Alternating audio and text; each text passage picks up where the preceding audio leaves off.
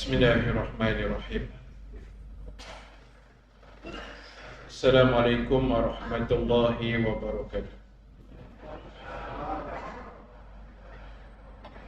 Al-Fatihah. A'udzu billahi minasyaitonir rajim.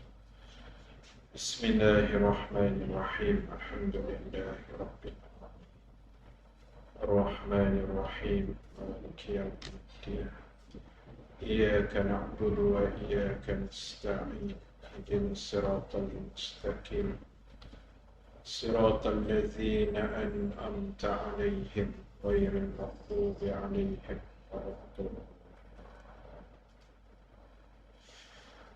Alhamdulillahi rabbil alamin.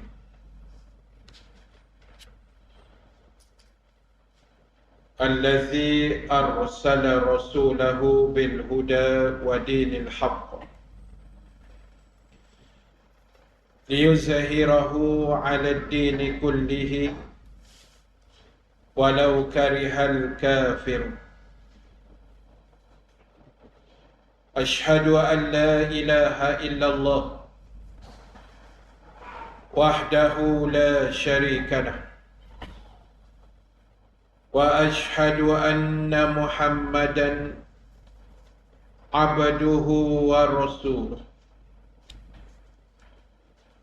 Rabbana iftah bainana wa baina qaumina bil haqq wa anta khairul fatihin. Fasayakfikahumullah wa huwas samiul alim. Amma ba'd. Ashabul kiram, tuan-tuan imam, tuan-tuan Bilal,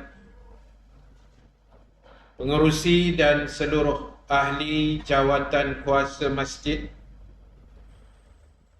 muslimin dan muslimat, hadirin hadirat yang dirahmati Allah Subhanahu wa ta'ala sekalian. Alhamdulillahi ta'ala, kita memanjatkan kesyukuran kepada Allah. Dengan keizinannya kita dapat sama-sama dipertemukan sekali lagi pada malam ini. Alhamdulillah. Mudah-mudahan pertemuan kita mendapat kebaikan, rahmat dan keampunan Allah Subhanahu wa ta'ala, insya-Allah. Muslimin dan muslimat, insya-Allah pada malam ini seperti biasa kita akan sambung perbahasan dan perbincangan menggunakan kitab Mastika Hadis. Masih lagi dalam bahagian muqaddimah dan kita sambung bacaan di dalam kitab pada muka surat 70. Kitab edisi tulisan Jawi pada bab yang ke-6 di bawah tajuk Iman dan Islam yang sempurna. Iman dan Islam yang sempurna. Maksud daripada firman Allah Subhanahu wa ta'ala antaranya pada ayat 2, ayat 3 dan ayat yang keempat di dalam surah Al-Anfal. Sesungguhnya orang-orang yang beriman itu ialah mereka yang apabila disebut nama Allah akan gementarlah hati mereka kerana takut melanggar larangan Allah.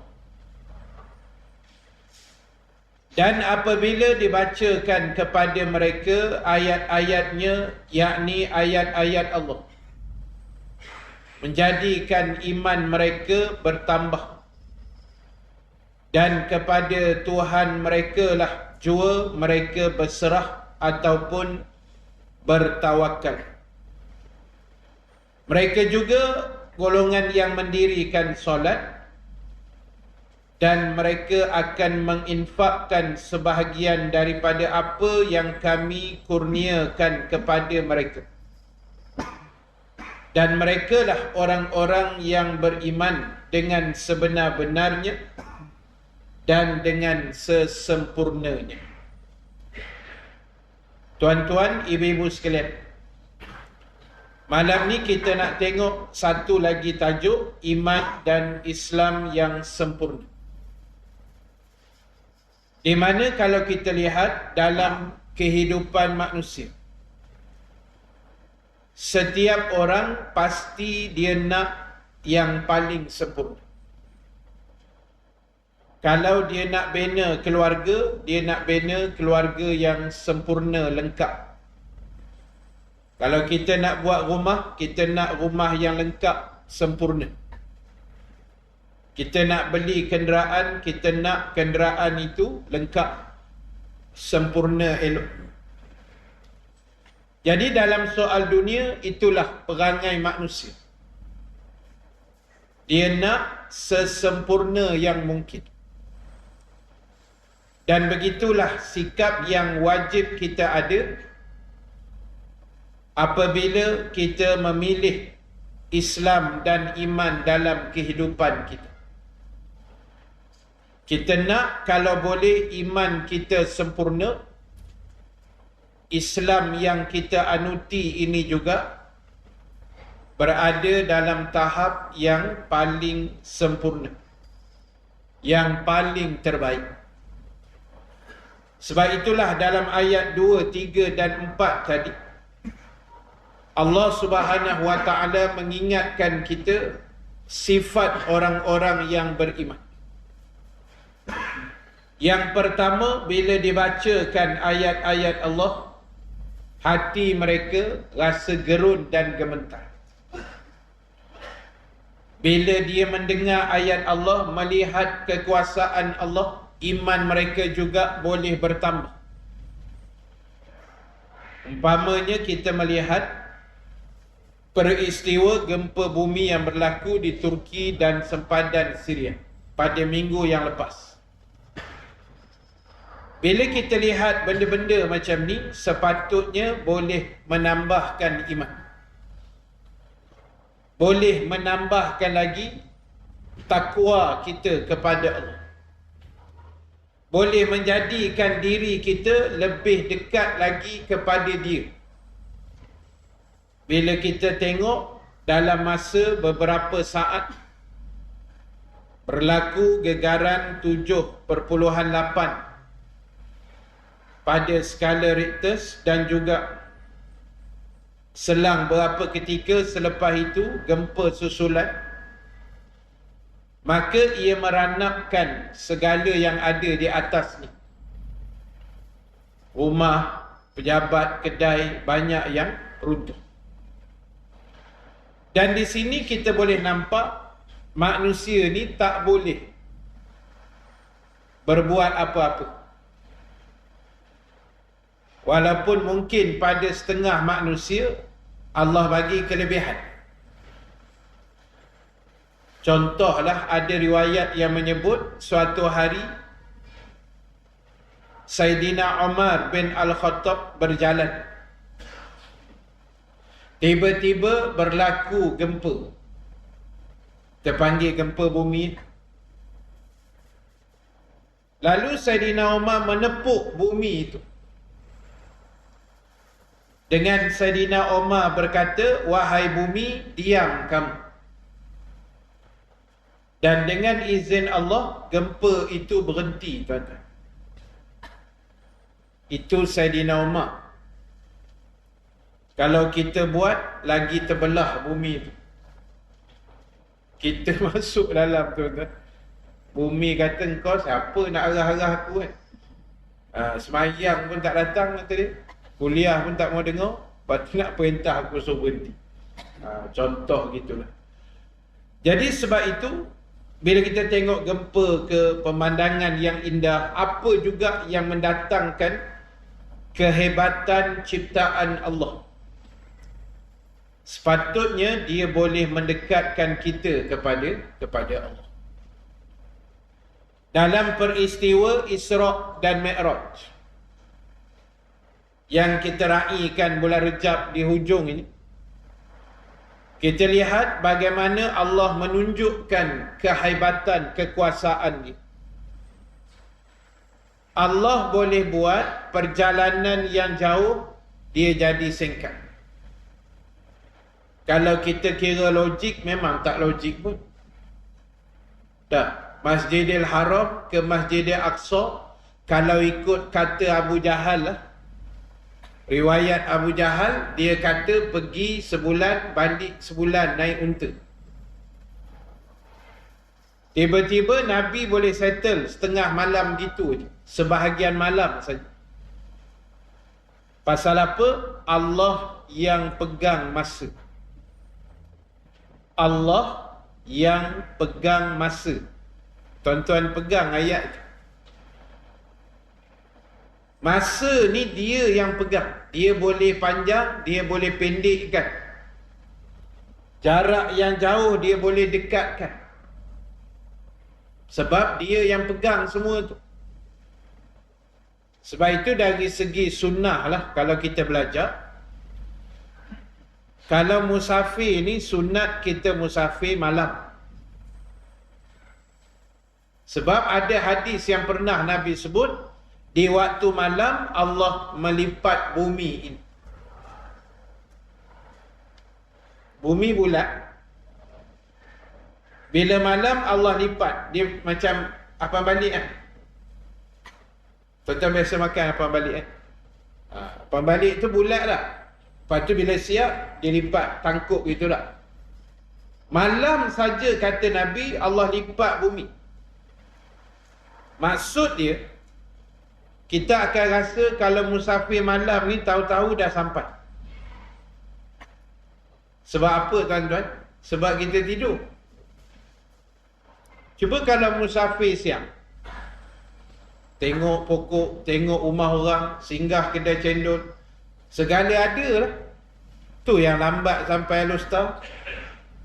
Cuba kalau musafir malam lah, tak dan sampai Kateri, passenger 4 orang belakang semua dah syahid.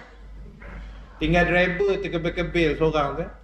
Driver pun sampai Aren Arawang berhenti tidur lah. Subuh esok orang jalan. Siang juga jadi ni. Dia malam memang macam tu tuan-tuan. Tak percaya try sekali tengok lah.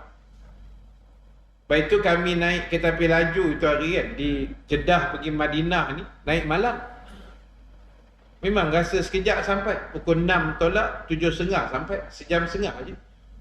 Memang tak rasa tuan-tuan. Tengok luar tak nampak apa kan. Sebab dalam lampu, luar gelap. Bila tengok cermin nampak muka sendiri. Luar tak nampak. Nampaklah lampu-lampu jalan kuning-kuning kat luar tu. Tahu-tahu sampai Madinah tu. Kata laju betul tapi tapi memang malam Allah buat macam tu. Baik itu Isra' dia berlaku malam. Sebab Allah nak tunjuk kuasa dia tu. Sebab dia yang kontrol masa. Yang kedua, Allah nak tunjuk kuasa Nabi pergi macam tu je.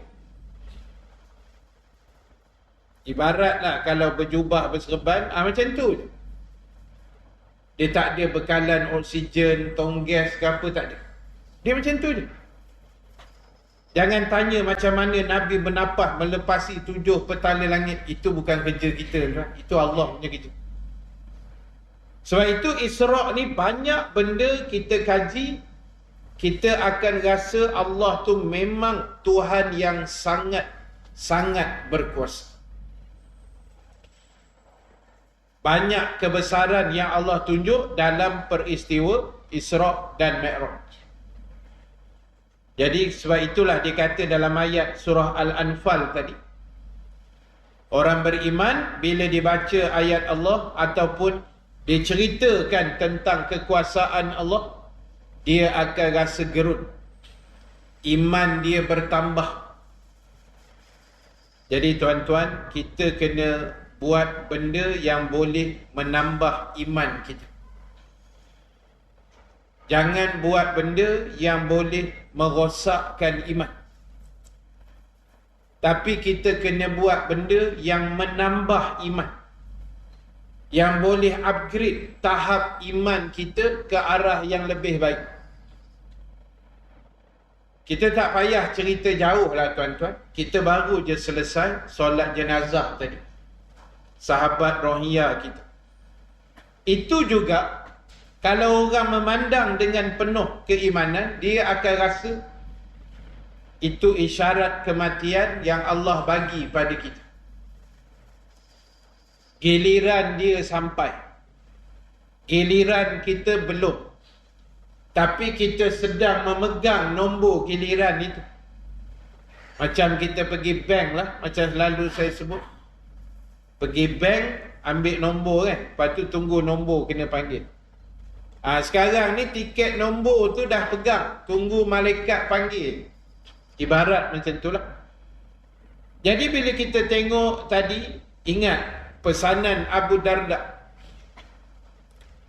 seorang sahabat Nabi yang mulia. Abu Darda pesan, apabila kamu melihat orang yang mati,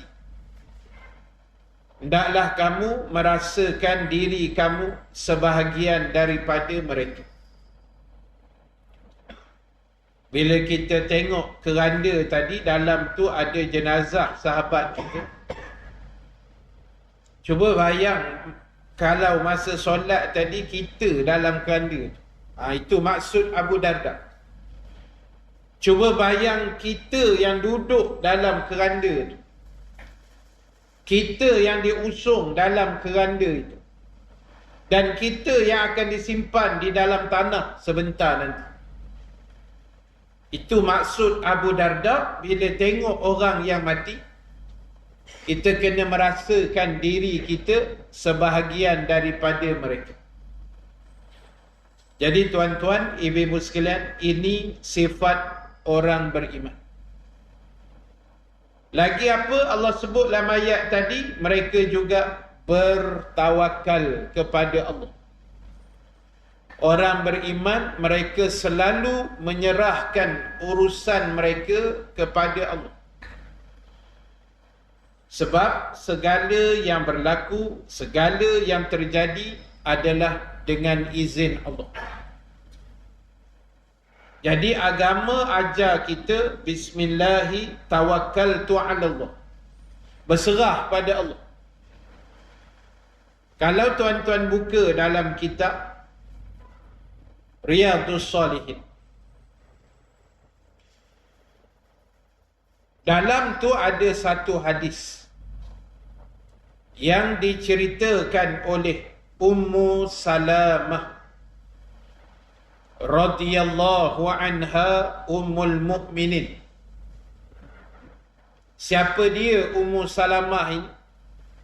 Dia adalah salah seorang isteri Nabi sallallahu alaihi wasallam, yang dikatakan di antara isteri-isteri Nabi yang memiliki rupa paras yang agak cantik. Dan dia adalah isteri tua Nabi. Apa kata Ummu Salamah? Kata Ummu Salamah, kana Rasulullah sallallahu alaihi wasallam iza kharaja min baitihi yaqulu bismillahi tawakkaltu ala Allahi Allahumma inni a'udzubika an adilla au udalla. Dan ada lagi sambung panjang hadis. Ummu Salamah menceritakan, setiap kali Nabi keluar rumah, bila dia bermalam dengan giliran rumah aku, kata Ummu Salamah, tiap kali Nabi nak keluar, aku dengar dengan telinga aku Nabi baca doa. Antaranya Nabi sebut bismillahi tawakkaltu ala Allah. Nabi kata, dengan nama engkau aku berserah padamu ya Allah. Itu dia panggil bertawakal. Lepas tu adalah doa-doa panjang lagi Nabi baca. Tapi awal-awal doa tu, Bismillahi tawakkaltu ala Allah. Jadi kita pun tiap kali keluar rumah, keluar masjid, keluar pergi kedai, keluar pasar, keluar ke mana sekalipun, bacalah Bismillahi tawakkaltu ala Allah. Walau rumah kita sejengkal daripada masjid, seberang jalan ni, apa nak tawakal Ustaz? Seberang jalan je, 15 langkah. Dia kalau 5 langkah pun tuan, kena tawakal juga. Dia benda nak jadi apa-apa ni bukan kira dekat jauh kan? Nak jadi aksiden ke, nak jadi terjatuh, tersungkur, terpelanting, terpleot ke, tak. Benda nak jadi ni, dia boleh jadi anytime, bila-bila masa. Jadi setiap kali keluar rumah, tuan-tuan baca Bismillahi tawakkal ala Allah. Kita nak start kereta, baca Bismillah tawakal. Nak jadi apa tak tahu kan? Saya keluar petang tadi, hujan sikit, nak ambil anak sekolah balik 4:30 dekat asar. Tengok renyai-renyai, malas naik motor, naik kereta. Masih dalam taman perumahan saya, belum keluar gad lagi, ada budak 3 orang, 2 lelaki, seorang perempuan. Dia berjalan tepi-tepi jalan, umur dalam, saya ingat darjah 6, tingkatan 1 macam tu kot. Lepas tu dia tahan kereta kita. Dia buat macam style Mat Saleh kot, buat macam tu, macam kat negara orang putih kan. Dia nak menumpak. Saya kata budak ni betul. Saya pun berhenti. Turun-turun cermin, pakcik. Nampak benar tua tu. Dia panggil abang tu sedap sikit lah. Pakcik dia panggil. Itu hari pun sekali ke dekat Selcom, menara Selcom dekat PJ. Saya bawa tabung tu, tabung derma tu kan. Turun-turun surau tingkat 2, pergi kaunter ambil IC, lesen mandu. Nak berjalan pergi kereta, parking depan tu lah. Diorang bagi parking depan. Baru nak keluar, pegang tabung daripada belakang, musimat. Pakcik, tunggu sekejap. Lemah semangat tu, nak paling belakang. Dengar-dengar pakcik. Dalam hati saya nampak benar tua sangat aku. 2 kali kat tu dia panggil pakcik. Dia dah boh, jalan lagi, pakcik pula sekali lagi. Kawan dia tertinggal pula belakang. Jadi budak tadi ni cerita dia tahan kereta kita. Dia kata, pakcik, nak tumpang boleh? Dia kata, korang nak pergi mana? Nak pergi depan tu je. Speed mart apa tu? Central Mart depan, dekat Bank Islam. Elok lah. Saya pun nak pergi bank kat. Jom. Naik 3 orang. Naik-naik, duduk je. Seorang kawan dia kata, wui, ini kali pertama aku naik kereta Honda wui. Budak-budak tu kan. Seronok ni dapat naik kereta Honda kan. Jadi tuan-tuan, itu cerita. Kita tak tahu apa jadi atas jalan raya ni. Kita nak jumpa orang baik ke, nak jumpa orang jahat ke, aksiden ke, terbabah ke, Bismillahi tawakal ala Allah. Kadang-kadang laluan tu hari-hari kita lalu, boleh terbabah tak? Benda nak jadi tak? Ada runabout kat rumah saya tu, dekat guard tu, hari-hari lalu. Memang, yelah orang kata pejam mata pun boleh lepas kan? Hari tu langgar tebing pula. Tengah kona-kona runabout, naik pula tayar belakang sebelah, terlanggar tebing. Selalu lepas benda nak jadi kan? Jadi sebab itu, bila kita bismillah tawakal ni, start enjin kereta ke apa kan, kadang-kadang, bukan kadang-kadang, dia punya confident kita memandu tu lebih hebat Allah bagi. Keyakinan kita kan. Sebab kita dah serahkan nyawa kita pada Allah. Aku tak tahu nak jadi apa atas jalan raya ni ya Allah. Bismillah tawakal, aku serahlah pada Engkau. Yang penting aku doa selamat perjalanan pergi balik, itu saja. Sebab kita akan jumpa macam-macam tuan-tuan. Kan? Itu yang tahan tepi jalan. Belum nampak hantu tepi jalan ni. Kan? Nampak hantu tepi jalan pun pernah juga kan. Area-area Temple Park tu. Mujur dekat Gatri ni tak berapa ada sangat. Kita pun kadang jenis balik tengah-tengah malam kan. Kuliah-kuliah. Kena musim-musim PRU tuan, lagi lambat balik. Kan, balik-balik gantung bendera dah pukul 2 pagi. Itu pun seram juga kan. Kan? Tapi tak apa. Makhluk dia tak boleh buat apa-apa tuan. Walaupun makhluk tak boleh buat apa-apa, tapi kalau dia muncul depan cermin kereta, masalah agak. Kan? Walaupun dia tak boleh buat apa-apa. Kan? Pada saya, kau nak muncul jauh-jauh tak apa. Janganlah depan-depan cermin kereta aku. Kan? Ataupun tengok cermin tengah, dia menyandor pula kat seat belakang. Itu lagi masalah tuan. Itu lagi masalah. Nanti kita suruh dia bawa kereta. Kan? Jadi, bila kita tawakal, insya-Allah Allah lindung kita. Sebab bertawakal ni maksud dia kita serah urusan kita tu, yang bakal kita nak buat tu pada Allah. So dia akan jaga semua. Percayalah tuan-tuan, Allah akan bagi jalan yang terbaik untuk kita. Dan lagi tuan-tuan ibu-ibu sekalian, dalam ayat tadi juga Allah cerita orang-orang beriman adalah mereka yang mendirikan solat, menjaga solat fardu mereka. Kita duduk ni bulan Rejab tuan-tuan. Kalau zaman almarhum Tuan Guru Ni Abdul Aziz dulu, masa beliau jadi Menteri Besar masa tu, selalu dibuat bulan Rejab ni dipanggil bulan solat. Walaupun kadang-kadang pihak musuh politik dia menyindir kan. Dia kata takkan bulan Rejab baru nak solat, dibuat sindir macam tu. Bukan maksudnya bulan Rejab solat, bulan lain tak solat. Tapi sebab bulan Rejab ni ada peristiwa Isra'. Jadi Isra' ni cerita dia kefarduan solat. Dan betapa pentingnya ibadah solat dibandingkan dengan ibadah-ibadah yang lain.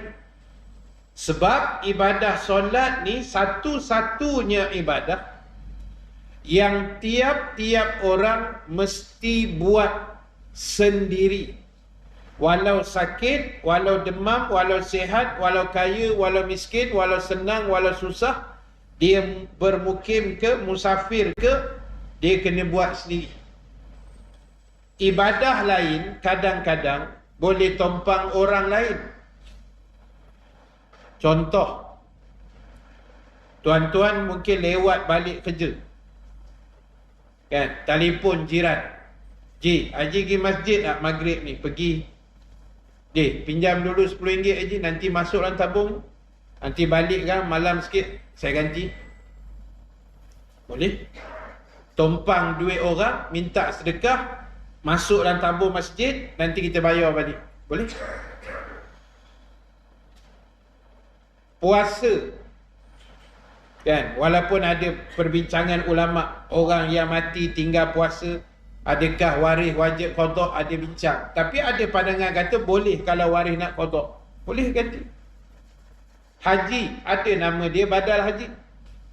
Tapi semayang tak pernah dengar lagi badal semayang. Itu cari pasal nama dia. Kan?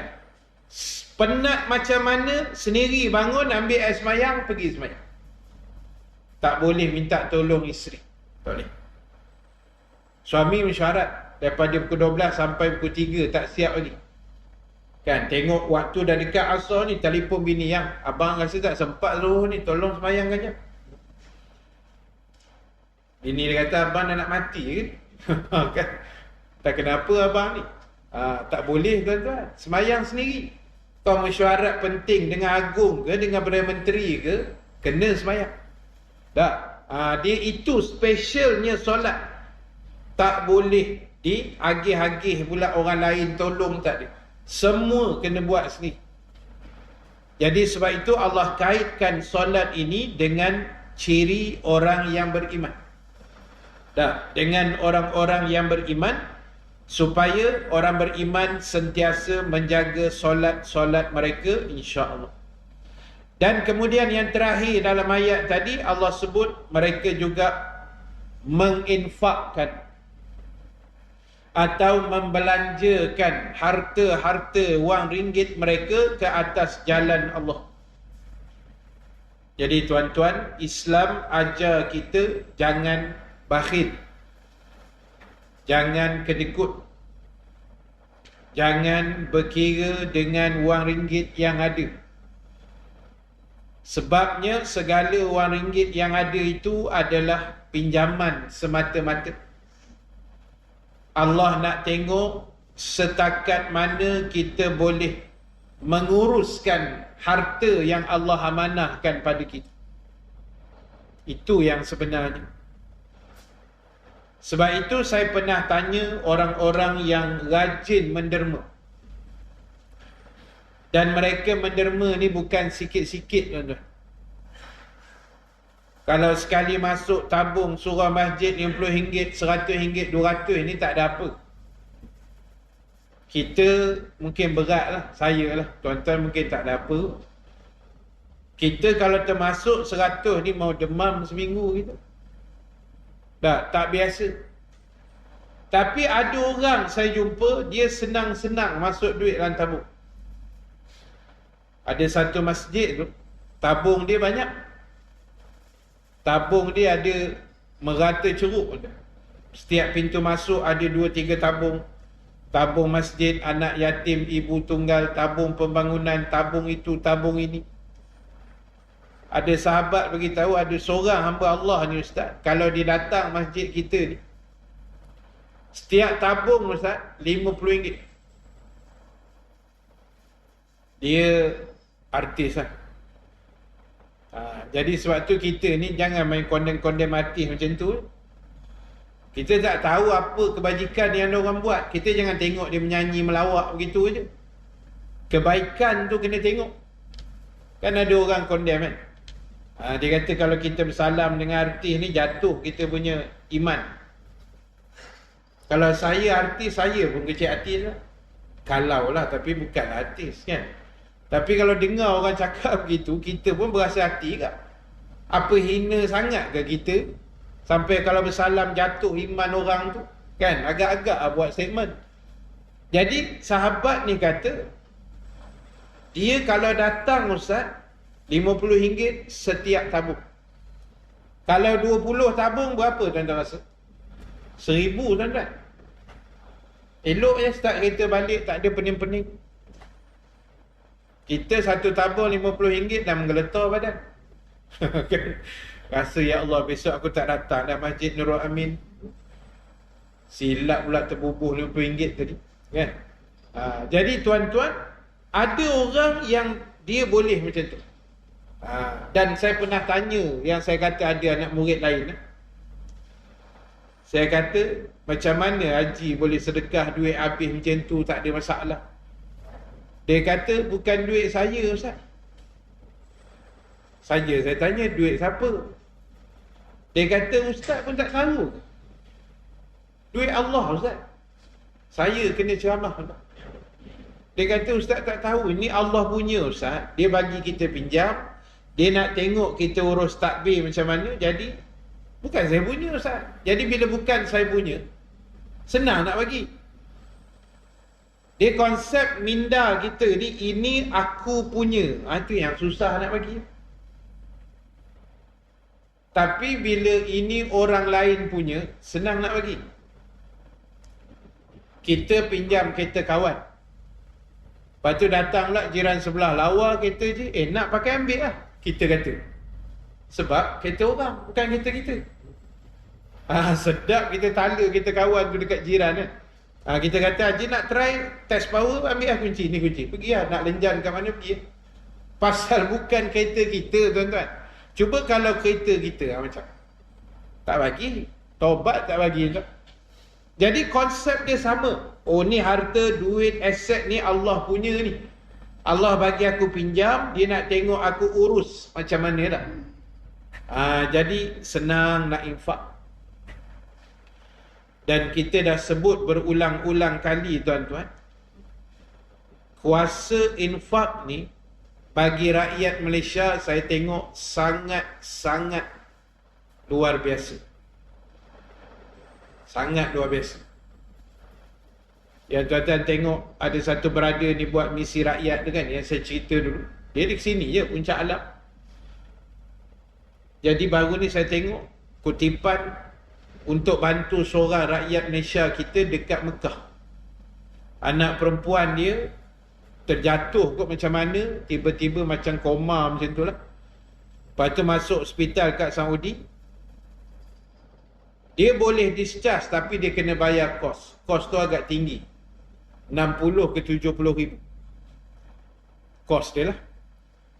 Jadi kawan ni dapat maklumat macam mana tu, collect duit dalam masa 24 jam kita dapat 100 ribu lebih dalam masa 24 jam. Dan terus berada ni buat video call dekat ayah perempuan ni, menangis-nangis dia. Sebab dia tak tahu collection tu berlaku, dia tak tahu. Dia hanya terima panggilan dan kita maklumkan inilah sumbangan rakyat Malaysia dalam masa 24 jam. Tak banyak tuan. Seorang RM1, RM2, RM5, RM10. Tapi kan, macam air duit masuk. Itu rakyat Malaysia ni, dari sudut itu saya tengok memang dahsyat. Dia jangan ada orang meniaga tepi jalan susah, tak laku, memang viral punya lepas. Ada orang datang beli, tolong bayar semua, kita datang ambil free kan. Banyaklah berlaku macam tu. Dah ada orang tolong bayar. Ada satu tempat jual roti canai.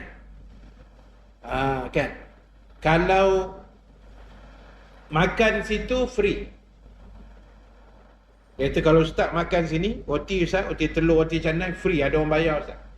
Tak, sekarang ni saya makan sini kan, nak bawa balik apa cerita? Bawa balik ustaz bayar sini. Sebab kawan tu kata dia bayar yang makan saja. Kalau bayar yang balik memang meninggal kawan tu. Kan, kena bungkus 20, tak ke pemasal nak bayar lah. Jadi dia bayar hak yang makan saja.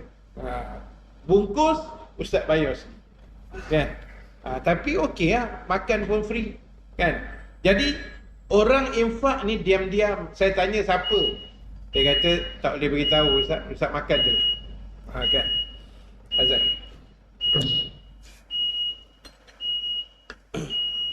Manusia yang memiliki iman yang sempurna,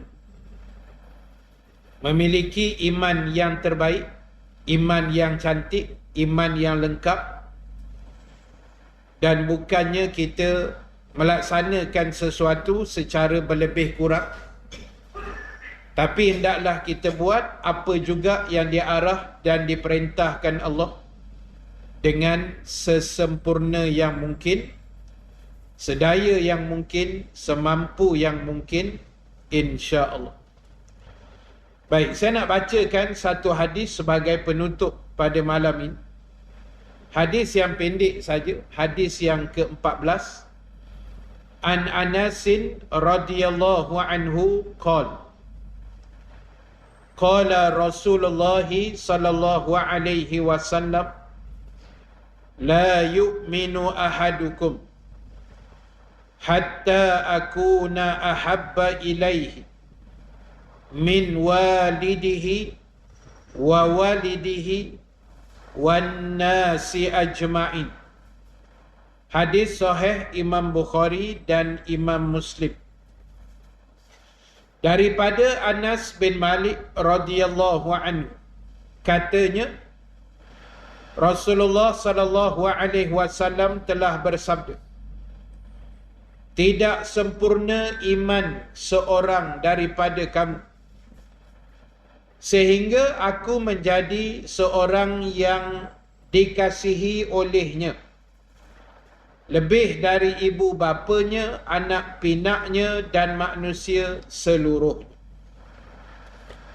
Baik, tuan-tuan ibu-ibu sekalian, dalam hadis ini Rasulullah mengingatkan kita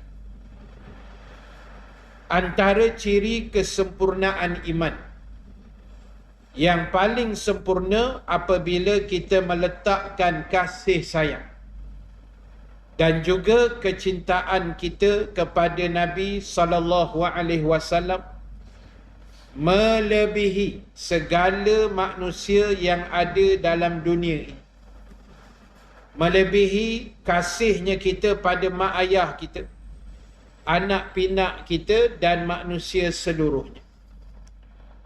Jadi selagi level kecintaan pada Rasulullah itu tidak duduk di nombor satu, selagi itulah kata ulama, iman kita belum sempurna. Iman kita belum lengkap. Sebab kita telah meletakkan orang lain melebihi kecintaan kita kepada baginda Rasul sallallahu alaihi wasallam. Jadi oleh kerana itulah tuan-tuan, ibu-ibu sekalian, kita nak kenal Rasul ni, nak cinta Nabi ni, kena kenal Rasul. Kenal peribadi Nabi, kenal perwatakan Nabi, kenal budi pekerti Nabi, kenal Nabi punya kelakuan, perangai Nabi, akhlak Nabi. Maka di situlah nanti insya-Allah akan datang kecintaan kita yang tidak berbelah bagi kepada Nabi sallallahu alaihi wasallam. Wallahu taala a'lam. Mudah-mudahan sedikit perkongsian kita pada malam ini dapat kita ambil iktibar dan pengajaran bersama-sama. InsyaAllah kita akan sambung hadis yang ke-15 pada jadual kita, hari waktu yang sama, tarikh yang sama, 13 hari bulan Mash, insya-Allah pada bulan hadapan biiznillah. Dan terima kasih pada muslimin muslimat yang hadir pada malam ini, yang menonton live juga, terima kasih banyak. Moga-moga ada manfaat kebaikan yang Allah berikan pada kita semua, yang baik, yang benar daripada Allah, yang kurang kelemahan diri saya sendiri. Dan seperti biasa, minta laluan kutipan pada malam ini untuk Kompleks Tahfiz Al-Khairiyah, Kampung Sungai Pagi, Behrang, Tanjung Malim sana. Dan untuk bantuan juga sedikit kepada pelajar Malaysia kita yang berada di bumi Mesir, yang akan terpaksa balik untuk melihat ayahnya yang sedang sakit teruk, insya-Allah. Terima kasih atas sumbangan tuan-tuan. Mudah-mudahan Allah mengganti yang lebih baik, yang baik, yang benar daripada Allah, yang kurang kelemahan diri saya sendiri. Kita tangguhkan majlis dengan tasbih kafarah, suratul As dan bacaan doa. Subhanakallahumma wa bihamdika nashhadu an la ilaha illa anta nastaghfiruka wa natubu ilaik. Bismillahirrahmanirrahim. Wal asri innal insana lafi khusr illa allazina amanu wa amilus solihat wa tawasaw bil haqq wa tawasaw bis sabr. Bismillahirrahmanirrahim. Alhamdulillahi rabbil alamin. والصلاة والسلام على أشرف الأنبياء والمرسلين سيدنا محمد وعلى آله وصحبه أجمعين. اللهم اجعل جمعنا هذا جمعا مرحوما وتفرقنا من بعده تفرقا معصوما ولا تجعل اللهم فينا شقيا ولا محروما ولا مترودا. اللهم ذكرنا ما نسينا وعلمنا ما جهلنا يا أرحم الراحمين. ربنا عليك توكلنا وإليك أنبنا وإليك المصير. اللهم بارك لنا في رجب وشعبان وبلغنا رمضان يا أكرم الأكرمين.